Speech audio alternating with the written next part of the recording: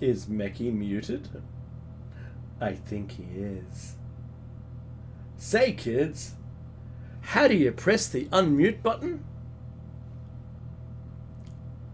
I wonder. Oh, well, Meki's here but not here, so I'll start the show by saying I'm Dave, and Meki's without a tongue today, I think. Muted. I bet he's struggling trying to find the unmute button, or he's got a call. So, this is Plato's Cave. There's Meki back. Hello, Meki. Oh well, I heard the mouse move. Ha! There he is.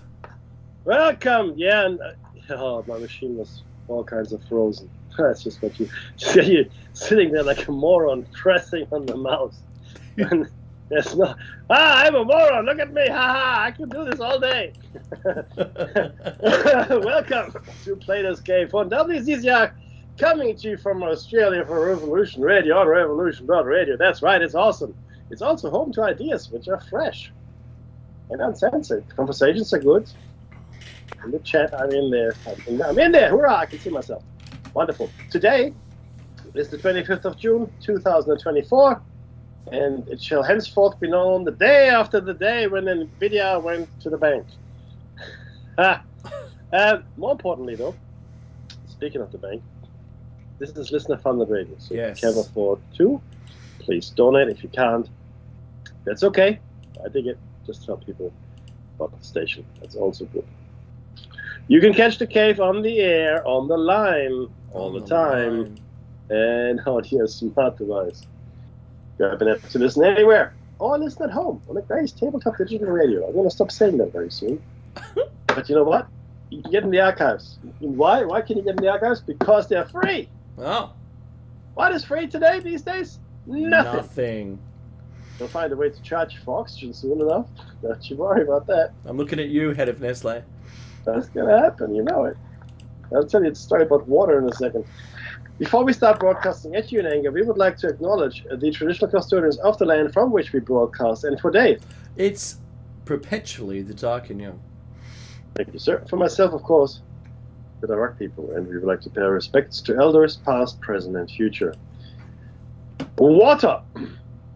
Recently, there was I think it was in Australia, where people, there was a water shortage, drinking water or something or other in a town. I think it was Australia. And the Coca-Cola company had been bottling said water from an artesian well. That's right. And selling it for free. Yeah. So they're pumping up the water from the ground, and then sell it. And then sell it in bottles. And the people that the water belongs to and rightfully should have use of couldn't use any water because there simply wasn't enough. The water table was dropping. But now it appears Coca-Cola has graciously agreed to pump less and pay for what it pumps. Oh, that's very funny. 1 cent per gigaliter. So, but they said they agreed graciously to pay. Oh, come on. No, they don't want that, precious water removed from them. You see, where I live, they put an application in a couple of years back to pump more water. So they already had an allowance to pump from this Platos water source. It's an artesian basin, and it's where all the farms get their. It's near my house, where all the farms get their water from, and it's a beautiful place. And I sound like Trump now. It's a beautiful thing. They're going to pay for the wall. So they got an increase on their allowance, and I joked because it seemed like they had the Mr. Burns slant drilling operation because it was taking from all of the farmers. The farmers, all the trees were dying because it wasn't that deep. But when, we know that sound when you get to the bottom of a large, drink, a soda drink from a fast food place. That's what I imagine they'd gotten to the point with. And this was Coca-Cola. I don't mind Coca-Cola. I drink it. I prefer it over Pepsi. That's my problem. But just saying, wow, really? And so there's another town. I'm sure this recent news story wasn't here. It was probably somewhere else in Australia. Becky? Yeah, I can't remember where. Yeah, can you hear me? Yes. Okay, good. No, I can't remember where it was. But I'll tell you what else happened.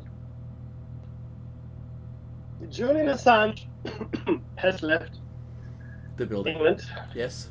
He's going to an island, which is an American or U.S. territory, but he's going there for a plea deal. He's going to plea bargain. Not Marinara. What's it called? The trench? What's the Mariana? It's Mariana Island. It's going to Mariana Island. That's right. But I smelt plea deal, Mickey. Oh no, it's a plea deal, absolutely. But again, can you trust the Americans? I don't know. Well, he had to plead guilty to something, right? He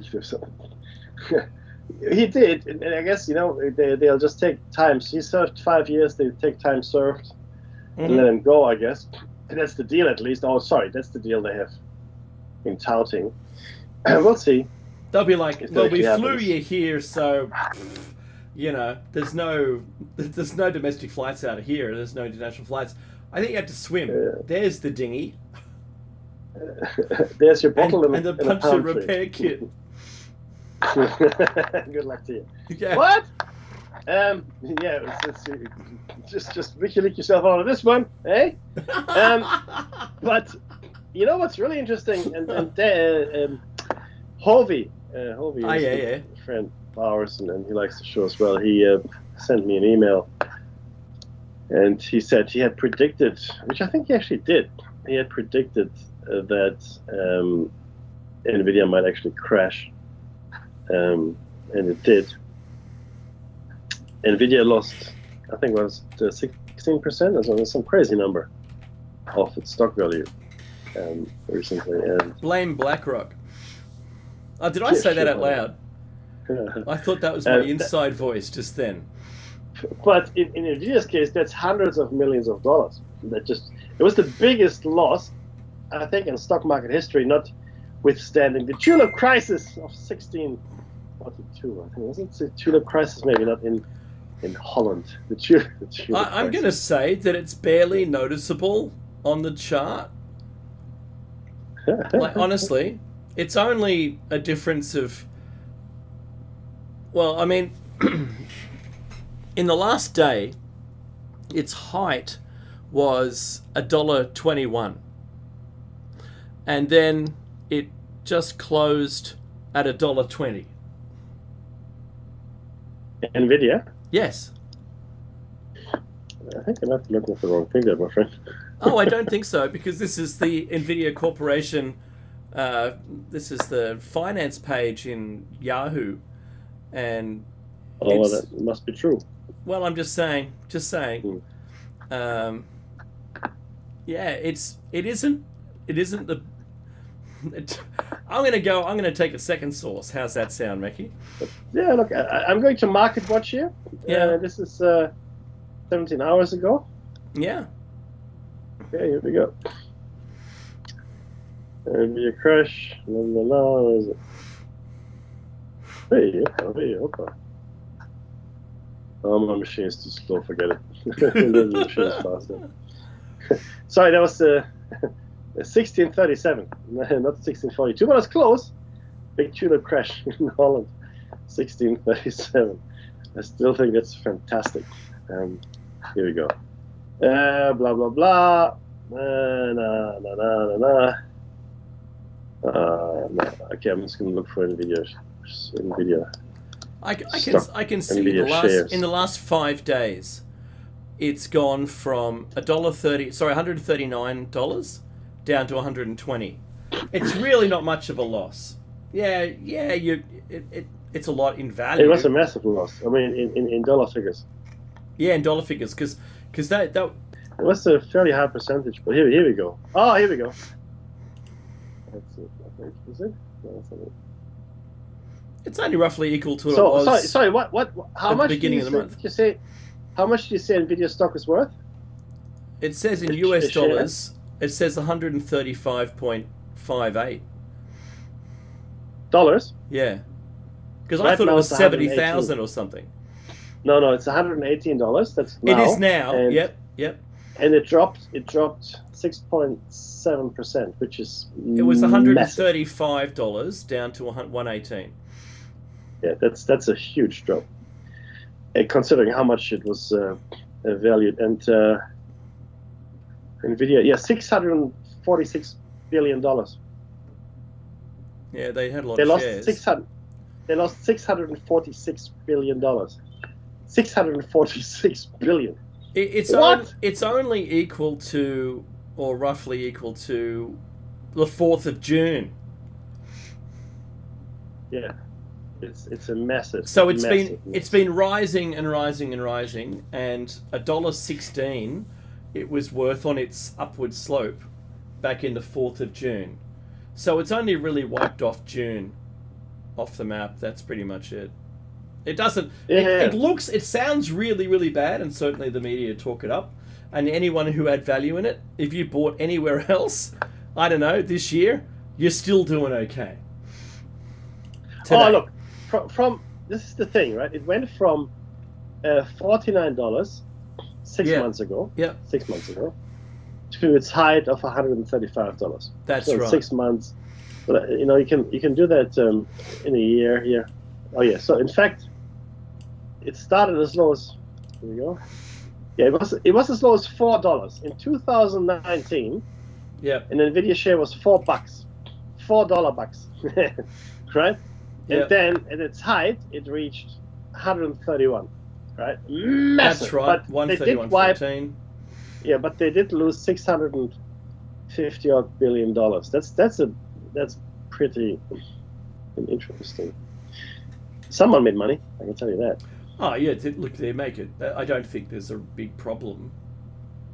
Yeah. Because that's on the 1 month scale. If I do year to date, man, that's nothing. It's a blip. No, Who cares? I've done 5 year. I mean, the Oh, rise. yeah, okay, was the 5 year, yep. astronomical. I know. It's straight up. That's right. 1000x, right? It's a significant, even in 5-day trading, it's a significant drop. I wish I'd bought it $4. You and the rest of the world, my friend. But the thing is this, because I used to be a gamer, Actually, right? 46 cents back in it was 2015. Yeah, I was a gamer, and I only used to buy Nvidia graphic cards, right? Me too. And it got to the point where the graphics cards were more expensive than the rest of the The computer. whole computer, yeah. And it had onboard memory, onboard processors. It was just Those GPUs, yeah. Yeah, it was phenomenal. And all of a sudden, but then I didn't really think in commercial terms back then. But anyway, look, there we are. Someone made a lot of money. Oh yeah, yeah. And it wasn't me, Mickey. That's the point I'm gonna make. Yeah, no, clearly, me neither. But I had a friend of mine who bought into Bitcoin when it was released, and he is now so independently wealthy he doesn't have to worry about anything. He sold it all a while ago. Yeah, he sold it all again, and earned himself a lot of millions. A lot of them. We're not going to give it away. A good bloke though, and he was one of my underlings. Trained him up in IT. And look at him now. Yeah, look at me really now. There should be a like a social convention or even like a contract, which if anybody's ever been your underling, they must give you everything they have. Or half. You know what I mean? Well, it sounds great. I don't think anyone would want to sign it though. Hey, in arrears. You just wait. Remember that thing I got you to sign a long time ago? I don't know, what was that? Oh no, here it is. Here's a copy. Bring forth half of all. Here's my mooching bag. Fill it to the brim. Make me grin. The Simpsons. Quasi rhyme. Oh, it is. I think there's some writing on the parchment. I hear it scratching. That's funny. Says we each get a chicken. Hey, look, hey, go on. No, look, I was going to say, it has gotten to the point where these numbers are completely fictitious. They don't actually mean anything. Once you walk into the hundreds of billions or even trillions of dollars, it is beyond, in my opinion, it's beyond human comprehension just how much wealth that actually is. I don't know, Mickey. I can imagine quite a bit. No, that's nice. That's Han But Solo. If I told you that you could spend $1 million A day. every day of your life, and you would not be able to spend $1 billion. You'll never be able to spend it. That's right. Yeah. Well, $1 billion, $1 trillion you could never spend. Sorry, it's $1 trillion. Yeah. Yeah, you could never spend $1 trillion. $1 million every day of your life. $1 million or 10 million. Make it 10 million every day. Every day of your life, and you will never spend $1 trillion, even if to 100. That's serious. That's serious money. I mean, it's only 36,500 days to spend it. Yeah. It's not in $1 million. That's not 365 million. It is, or even 3 billion. But you're not even scratching $1 trillion yet, right? It's 36,500,000,000. Yeah. And this kind of wealth is completely disproportionate with any kind of effort anybody puts in anywhere. I don't care. I don't care how good you are at what you do. I don't care. Yeah. You can never justify a paycheck that's billions of dollars. It's impossible. You can't. You can't do it. No. Well, you know what? You can if you're someone who considers themselves a parasite. Yeah, if you want to somehow fund, I don't know. Oh, what is it going to Mars? No, not Mars. The other one. I'm thinking, Mackie. I'm thinking here, and I'm questioning that. I know if I had $1 million a day to spend, I know I would get bored. There's not that much I want to spend money on, even if I had the money to spend it. Sure. I don't think I don't have any desire to own that much money. I don't have any of that desire to be able to buy things. I'm not that way inclined, even though I can't rub a razoo together at the moment. I still don't have the desire to have that kind of money. Unless it's a genie. If it's a genie, I didn't make that wish. Right? Just in case there's one listening. Who knows? No, I hear you. But look, I hear what you're saying, right? And the truth is, contentment and happiness you will not find with wealth. But that's right. But what wealth will give you is choices, right? And that's the funny thing. We should be living in a society that gives us those choices anyway. You know, we should be living in a society that allows us to have those choices. But we just don't. We're not living in that society, right? And I've been thinking about this for a long time now. I wonder if there ever was a time when we lived in when we lived in a society, not in recorded history. Certainly not in recorded history, right? But I do wonder if there was a time when it was, I guess it was a society of merit and social cohesion and consciousness. More, that's tribal. Yeah, in a way. I would say. If you lived in a smaller group of people, I think it is easier to live in that life. That's true.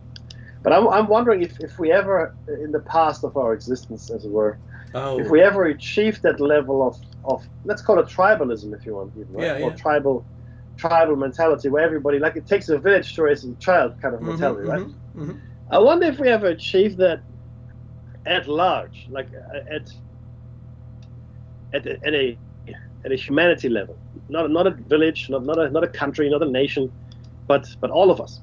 I really want, because there's so much history. I mean, look, we've got 5,000 years tops, right? And I mean, you could stretch it to 10,000 years if you really, stretched it, I guess.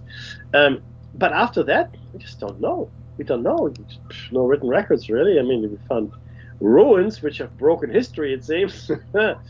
They've broken some historians' brains, but that doesn't matter. That's exactly right. I'm looking at you, the guy from Egypt, yep. Oh, brother. Mr. Zahayawaz! And Go Beckley Tepe, what? What? What are you making this up? Yeah. That doesn't sound like a real place. It's like Australia. It's full of crisis actors. I told my daughter, I said, well, she was showing me some video, and I said, that doesn't matter because we're all crisis actors. It was it was about an Australian in something, right? I said we're all crisis actors. I said we're operating out of a deep underground military base under the Denver airport, and she goes, I haven't seen a paycheck. That was her first go-to. I loved it. That's my little stand-up comedian. But we're doing it for love, just like the Egyptians built the pyramids for love. They built them for love. The pyramids were built with love. Love for the pharaoh. They built the pyramids with love. All right. So if you guys built them, build another one. I'll wait for you. The pyramids, the love is not there anymore. The love has gone. Now the pyramids are just a monument to the love that once was. Okay. That's a very good impersonation, I'm going to say. I know. I don't know of who, but it's good. Zahiyawas. No, it's good. That's how he talks.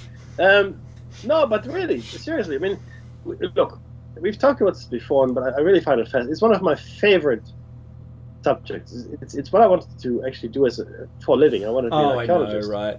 Yep. I like the things work out in they mysterious went sideways, ways, I guess. Mm-hmm. But it is, finding these things, and I mean, we're looking in all the wrong places. At least we now admit that the places like Doggerland and Sunderland, and they actually existed, and we admit also that the water level was 100 meters. Yeah. 100 meters lower before the end of the last ice age. 100 meters lower. There were vast tracts of land. I want to say here, there was more land available to us humans than there is now. That's right. I'm just putting it out there. You know what else I'm jumping a bit, but I heard this guy talk the other day, and he's what is he? He is he's a physicist. That's his job. He's a physicist. His specialty is gravity waves. That's what he likes to do, right? And he's really upset because what they found is that the uptake of science or science subjects in school, especially after it becomes voluntary or a choice, is dropping significantly, right? And they try to figure out why that is. And it turns out, you love this one, Dave. This was on the ABC, on the radio during morning peak time listening. Okay, it turns out, but this is a physicist. That's what he does. This is what he said, and a fairly notable one as well. We are teaching our children 19th century physics. Yeah. Not even Einstein, not even 20th century physics, which is like already 100 years old. Forget that. Not even quantum physics. We are teaching them the clockwork universe physics of Newton. That's what we're teaching our children. Yeah. And he said when they run these courses with both boys and girls, I can't remember which year. I want to say 7, 8, 9, 10, those years of school years, I think. But I could be wrong. But it's definitely high school. Late primary and high school years, and they were teaching them, and what they found is when they started teaching them actual physics, what we like essentially the physics we have discovered up to this point, right? They found that kids got extremely engaged, and they found that girls were 80% more engaged than the boys. I mean, they were all engaged a lot more, but girls 80% more than boys. And I thought to myself, Dave and I have been saying this for years. Yeah. Our school books I mean, we're generous there. If we say we're 50 years behind, what he is saying is we're 200 years behind in physics, in school. I told you my engineering science book was reprinted in the 50s. Reprinted every single year. They've got to do a new print every single year. Because they don't print they don't overprint them. They just print as many as you need for this school year. That's it. So they've had an opportunity. At the time, they had an opportunity for 30 years to print corrections or updates. No. So Dave and I are both in IT, right? And I know that, I think you did as well, but I used to produce a lot of user manuals. Right? Oh yeah, me too. Yep. So like, I mean, pages and like step by step screenshots, step. little circles over the thing you had to highlight to them. All of the minimum amount of wording too to get them through. Oh, yeah, 100%. So everything that no assumed knowledge, everything that needs to be done needs to be in this manual. Everything. That's a lot harder than you think, by the way. If it is, because the person doing it knows everything about it. And so it's quite easy. You go, well, why would I even have to tell them to hit the start button? No, you got to hit the. You got to tell them. You got to do it. You got to tell them because if this manual is given, this was the test that I ensured my people when I got to that point, who were writing them. I said, don't assume anything. A bag man. Let's not be cruel. A person who's sleeping rough, who hasn't had a job in 100 years. Let's just say that they lived that long. They certainly look that old. Right? I'm gonna get hate mail. So if you sat them in front of the computer and held your nose because they're gonna smell like urine, if they're using the computer and following the instructions, they must complete the task. That was the goal. Now, and the thing is this: so you create this beautiful thing. It's a work of beauty once it's done properly, right? Yeah. But what they've done now in the school context is they've taken this manual and have now applied it. So the manual was built, let's say, for an electric razor, right? That's what Dave and I And now this very same manual is also used to install flat screen TVs. Because hey, what could have changed? It plugs in, doesn't it? It plugs in. They just changed one image. It's a hand-drawn image. Yeah, I put my face against the screen, but it doesn't feel any smoother. What? I rubbed it all my face with it. I can see the screen is completely oily now. So and where does the lotion go? What? So this isn't. This is a comment. I'm going to relate it to a personal experience that I had, but it's no wrongdoing or hard words against my own father. And I bought him a tablet, a Samsung, whatever it is, A5, whatever, right? With a SIM card in it. I was paying it for 2 years. 2 years I was paying it. And he never turned it on. And despite the feeling in his fingers being so poor that he couldn't feel the sensation of gliding a finger across a button on its thin side, right? That was one of the drawbacks. He couldn't really see well enough to locate it visually. And even so, his only comment when I showed him, look, you push the power button and just write it down, Dad, write it down. He goes, push the power button. What do I do? You hold it in until you see something come on the screen. Great. The next step is you're going to visually see something happen. What am I going to see happen? Well, what's happening now? What is that? It's booting up. All right, now here we are. You got your time and date. And you just slide your finger across the screen and then you'll be prompted to log in. Why am I logging into it? Because you want to use it. No, I don't. Right? All right. We got to the point where he'd put the PIN number in and opened it up. And he said, after I showed him, he wrote down pages of notes, pages, in his own speak. And at the end, when I've turned it off and put it back on charge, he goes, is there a manual for it? Now, instead, I could have said any kinds of sentences that I added. What came out was a 2-year-old can use it without instructions. A 2-year-old. They just watch. They watch a bit, go, oh, that's how you turn it on. Next, they watch you type a PIN number in. And from then on, it's just visual. I want to play this game. And there's even a parrot, Meki, that logs into a tablet and watches YouTube videos of birds similar to itself. Did you know? It's not fake. It's real. It might have learnt and been taught a certain amount of them, but if you slide it off and it's not the primary, app running, it'll push the button on the screen to make it the primary list of apps, and it'll choose the one it wants and bugger off the one it doesn't want, and it'll go and find itself another YouTube video to watch. Now, a parrot can do it. My father is incapable of doing it because he's not from a world that was visually learned. He was from the rote method. He needs to study a manual, not e-manual. I don't know anyone called a manual. He has to study the manual. He's got to learn it, and it's quite strict the way his brain is. But he's not learning very much. In fact, I think some of it's falling away.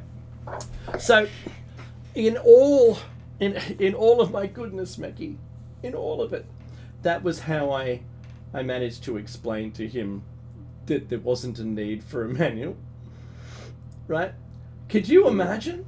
I know kids today that can use it. They're born and they can use it. They can use technology because it's intuitive. That's right. That's right. My little kid, my boy is 3, and once in a while he grabs my wife's or my phone, and he knows what to do. Yeah. On the touch screen, he just knows, and he gets there and he does this. It's just, and he doesn't want to watch ads, so he presses. He can't read yet, right? Mm-hmm. But he presses the skip button, yeah. Right? yeah, you're right. It's completely intuitive. It's astounding. And I'm glad that you don't have premium. I have premium. My family has a family thing. None of us get ads.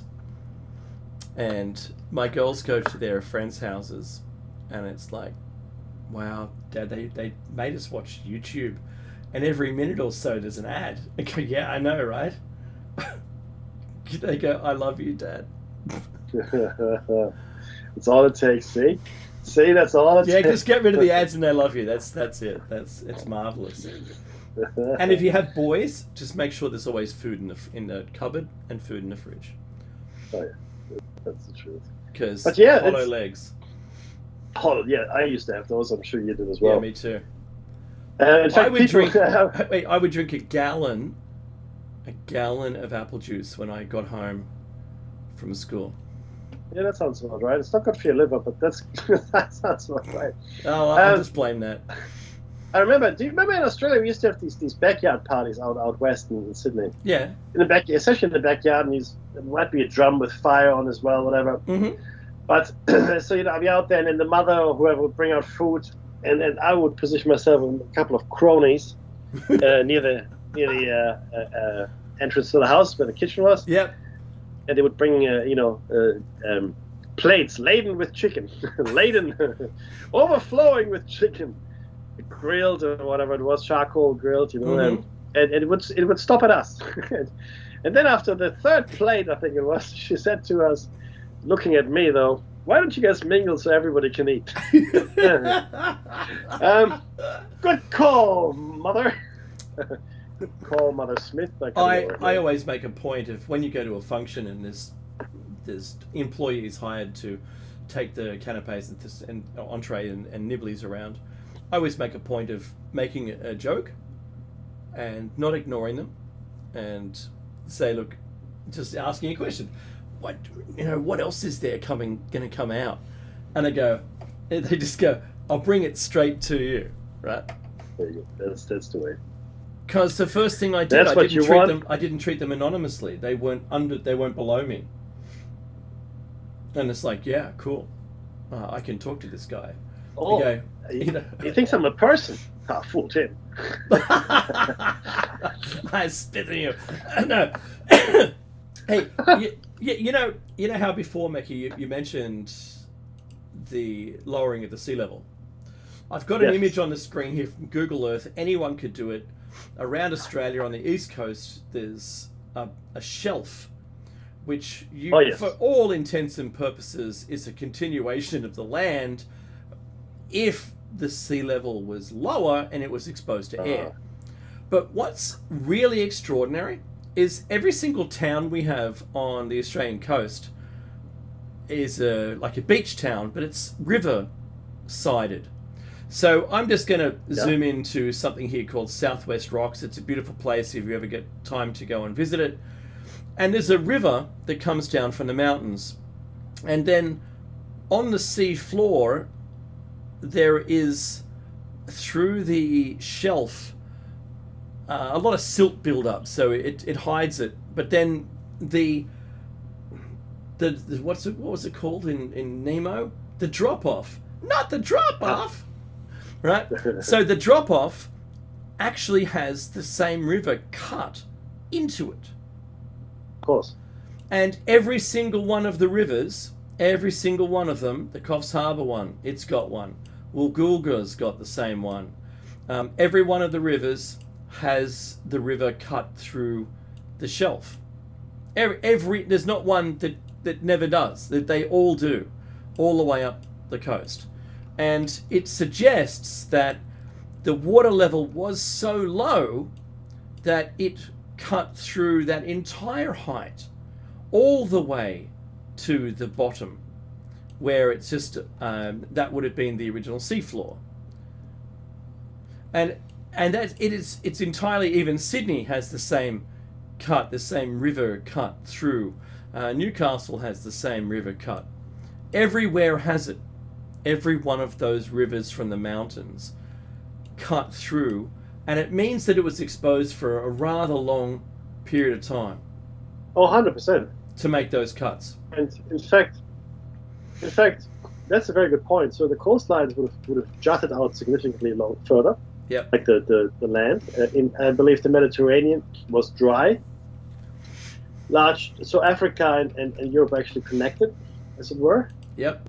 And large. I mean, all of Southeast Asia, Indonesia, Malaysia, excuse me, Papua New Guinea. And I think there was certainly a land connection to Australia, but I think there was a lot of land there that people inhabited at the time.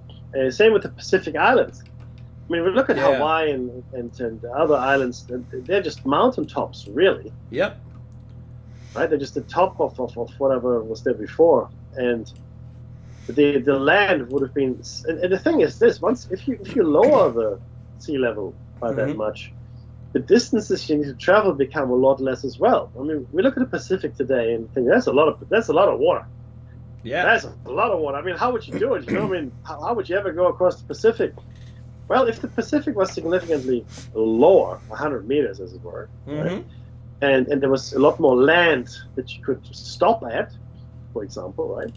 A lot more island chains, and maybe even significant islands. What about New Zealandia?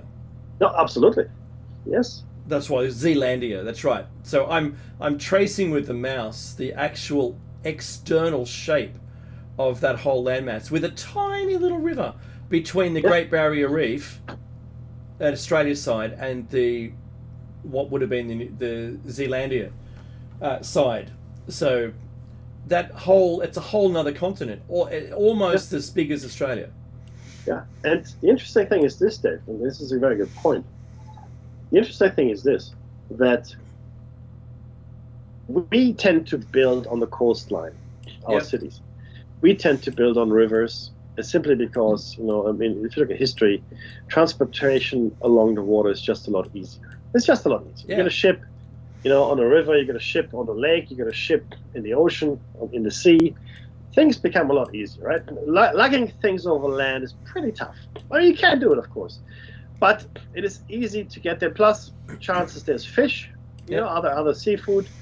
Plus, if it's a river, there's fresh water to irrigate your fields, etc., etc. So a whole bunch of there are many good reasons to build cities, especially at estuaries, and at rivers and in Yeah, oceans. fresh So water. That's right. Yeah. 100%, wherever the river meets the ocean is perfect, right? Yes. For various reasons. And the thing is this: none of the places that used to be that 14, 15,000 years, 16,000 years ago are above sea level. Not a one. Not one. So all the coastlines, all the old estuaries, all the old rivers, all the old coastal regions are underwater now. And underwater archaeology, you know, it's there, it exists, but it's really not as prevalent as one would think it should be. We dig in the dirt, and the thing is this: we don't even know where to dig. Most of the finds, the spectacular ones, are completely accidental. Yeah. The guy that found Göbekli Tepe was trying to dig up a root and a big rock out of his field. That's all he was doing. Yeah. There's this thing in my field, I gotta dig it up and go, oh, that's still going. This? Yeah. Still going. Same with the guy that found the underground city in Turkey. Right? Oh, yes. He was doing renovations in his house, in his basement. He was, yeah, he was doing something. I want to enlarge my cellar. Little did he know. Look at that. I've got wow, this just keeps going. Brilliant. I'll never need to. I can buy all the wine I want now. That's awesome. Yeah. But again, it's or building sites, or sometimes when you dry marshland, it could be even earthquakes or landslides can uncover things, right? No, that's true. But hardly ever is there a plan. I mean, we know where the Romans used to be, but even the Romans surprise us, and they're not that far. I mean, in time, 2,000 years. Yeah. 1,500 years, and we still find treasure. We find whole settlements. We find whole houses, beautiful frescoes and mosaics. Yeah, the mosaic pavements. Yeah. Oh, yeah, And we know more about them than any of the other cultures before. So it's really like a blind chicken in a field of popcorn. That's and we just there's no plan to this. Not really. I mean, after a lot of study, we've got some idea, but nobody's looking where, in my opinion, they should look. They should look at the old coastlines, at the old river mouths, at the old river flows, and you will find, because we know the Bimini. Do you know the Bimini Road? I mean, they're now disputing whether or not this is a man-made structure, but I've seen the Bimini Roads. That doesn't look like a natural formation to me. And the thing is this: it's on land, and it goes into the water. Into the water. Yeah. Nobody builds a road into the water, right into it, not like a boat ramp, but the road keeps going underwater. What's the point? Right? A boat ramp, okay, but this is a road that keeps going. So it's really interesting that there just doesn't seem to be that they've interest. I mean, and plus UAPs or UFOs, as you and I, the old timers, call them. Yeah. Tend to go into the water as well, quite a lot actually. Now, which makes sense, because if we are talking about a continuous civilization that has been here for thousands and thousands of years, that was swept up in the inundation 14,000 years ago, a lot of the installations and facilities would now be underwater. It's just what would have happened. Well, how about Mickey? How about Adam's Bridge? Absolutely. We did a whole show on this. Now, yeah, we did. Let's be clear. The scientists that talked about Adam's Bridge never said that the entire thing is man-built or man-made. That's right. So what this is essentially, it's a natural formation that stretches from the southern tip of India all the way down to Sri Lanka, or Ceylon, as I like to call it, because I'm old school. And what we are saying, and what the scientists have been saying that have been studying this, is that someone thousands of years ago used that already existing formation, natural formation, to build a road on top. Think of the Florida Keys. That's right. So the Florida Keys obviously are a whole bunch of little islands that run all the way down to this down from the south of Florida, and there's this bridge, this bridge that connects them all. This is the same. In our opinion, and not just our opinion, but this is the same where someone saw the natural formation and say, hey, I mean, there's not a lot of work that we have to do. We just built a bridge connecting all these things, and we can connect India to Sri Lanka. Sweet. Well, Done. what's funny is that a mining corporation wanted to just cut through it. Yeah. Because they go, it costs a lot of money to send a ship all the way around the outside of Sri Lanka. If we just cut through there, hey, it'd be heaps cheaper. And they go, oh, there's nothing there. And they go, well, hey, look, we'll do a survey on it and see what is there. And what they found was large, intentionally placed stones. And if you had, it doesn't have to be 100 meters less water, because it's really not that high elevation below sea level. Just a couple of meters, and that's traversable. And of course, they have stories about Adam's Bridge, about this bridge, where the dude came over and took the princess and fled back to his own country. Yes. Much to the chagrin of the other people, right? Well, he treated her very poorly. Yeah. And then there was a mission to go and save her. So, just saying, it's evident the same depth shelf around India and Sri Lanka Yes. would have joined them entirely. Yes. Anyway, without the bridge. But then as the water level rose, then that bridge would have been in place, to continue that. But, I don't think they get on so well anymore. That's just a hunch. Look, if you cut off a lady's nose, then you got what's coming to you. Yeah, well, yeah. I was explained this quite in detail by a Sri Lankan father, one of my daughter's friends. We was just sitting, kid's birthday, we just sitting together, and he explained to me what Diwali actually means for the Sri Lankans. Not a happy festival. Cool. Not a happy festival, I can tell you. Yeah. But yeah, look, it is fascinating, and it's certainly I don't know, brother. It's I despair at the institutions that have gone so far and stifled all curiosity. Because if you're a scientist, you should be curious. You should want to investigate those coastlines. Because look, okay, Dave and I, we might be a little bit more clever than some, but clearly there are a lot more clever people out there, and they should look at this and say, hey, you know what? I mean, if we really want to find some stuff, this is where we should look, because that makes sense. No one is disputing now that the sea level rose. That's right. Nobody. No. That's a given. And in fact, if you look at the, I think it's the Badlands up in northern Canada. Scablands. Thank you. I mean, you look at that, and you but really look at it, right? And all of a sudden, you realize just what kind of volume of water came through there.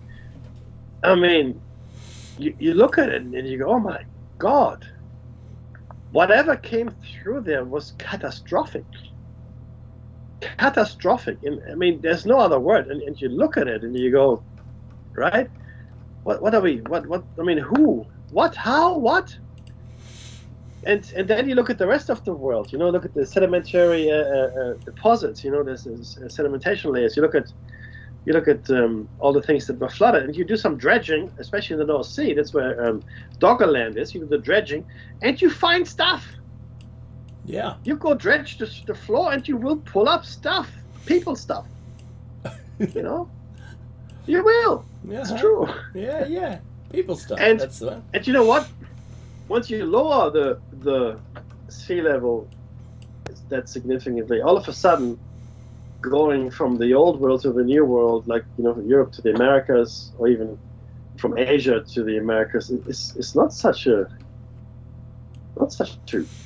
big thing anymore, right?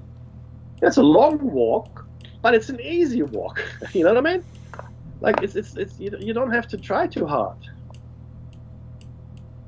So it's everything becomes a lot easier. Everything all of a sudden makes a lot more sense, right? But you know what? We none of us That's not what we do. But none of the scientists or none of the establishment want to look at it this way because they've invested in a narrative. They've invested in a story that is just not true. It's like we mentioned at the beginning of the show. The physics that we learn is 150 years old. It's 150 years old. The physics we teach our children in school. Hello. McFly. So I was lucky, Mackie, because my parents shipped me off to California in 82, 83, right? To maybe just give them some breathing room. What I did though was I took physics, and this was Einstein's relativity 1 and extended relativity, and I learnt much more than I ever did prior to that. And we were having such great conversations about what it all meant. What did it mean that we should have, one of the smartest minds on the planet in history come up with these? And look, I swear, if Einstein wasn't in our centuries, he would have still done something. If he was in Newton's time, he probably would have just done Newton things, or before Newton, he would have been Newton instead. So I think, like, the person, they come around and they shine for a while, and they do the math and work it all out, get confused and have to resolve their own puzzles. I think that the biggest thing that I think he missed, because the quantum world was never talked about, not in the 80s, not at all. If I knew now if I knew then what I know now about the quantum world, it'd be a different place, completely, because I'd ask all the right questions. I think I'd come up with the same things that they've done today. They've talked about it. The experiments that prove, that the time it's irrelevant. Time's irrelevant. The distance is irrelevant. The quantum foam thing, I'm hearing more and more people talk about quantum foam these days. 0 point energy is basically just harnessing quantum foam. Look, I want to say that we did, but I want to say that we said it first. Quantum foam, yeah. I'd love to be able to, because we have everything of ours. I've used that now for everything of ours is it's online. Video. Yeah, it's all online. It's all date stamped. Yeah, totally. I do still want my light depreciates over time, and gravity certainly affects it over its distance, that makes it detune. So that's what I want. It slows down. So we're not seeing redshift because things are going away. We're seeing redshift because light, visible light, is detuning itself. And I think all energy does that over time. We just don't have a way of being able to test something over a sufficient amount of time to prove it. And there isn't an experiment that can be done that proves it at the moment. We need space travel to be able to do it. Because it's truly preposterous, and the arguments and excuses you need. I'm so boxing. The things you need dark matter and dark energy to be able to explain. They're imaginary, to explain that the universe is repelling itself to fly apart even faster, and the longer it flies apart for, it's still accelerating. The faster it's accelerating away from you. And now that's only because if you could prove my theory that light depreciates, then all of that is hogwash. All of it. And it's the simplest explanation for what everyone is banking on. No one has any money in my bank, in my idea, but apart from maybe Meki.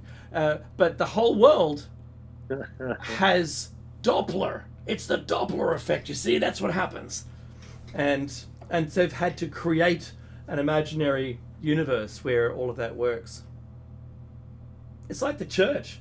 Sure, the earth is in the middle. That's what it is. Yeah, it's in the middle. I don't think that's so. your starting point. Yeah. See, See, once you get a starting point, everything just falls into place. Easy. You just shoehorn everything else. And if you can't shoehorn it, you just make it up. Dark matter. What is it? Never you mind. Dark energy. What is it? Never you mind. Well, we don't know. It's theoretical, but that's what makes it work. But we need it. Yeah, it's like the invisible mustard in your hot dog, right? I can't wait to talk about this after the show. the clear drink craze of the 90s. Clear Coke, clear Fanta. Oh, that's right. What? Yeah. Can't see it. Doesn't matter. It's there. Taste it. Oh, good Lord. That's the music. You got to be kidding me. Hey, this has been Platos Cave. Thank you so much for sharing your hour with us this morning or evening, wherever you are. Don't go anywhere. I'm sure the station is going to come something awesome just following up. But most of all,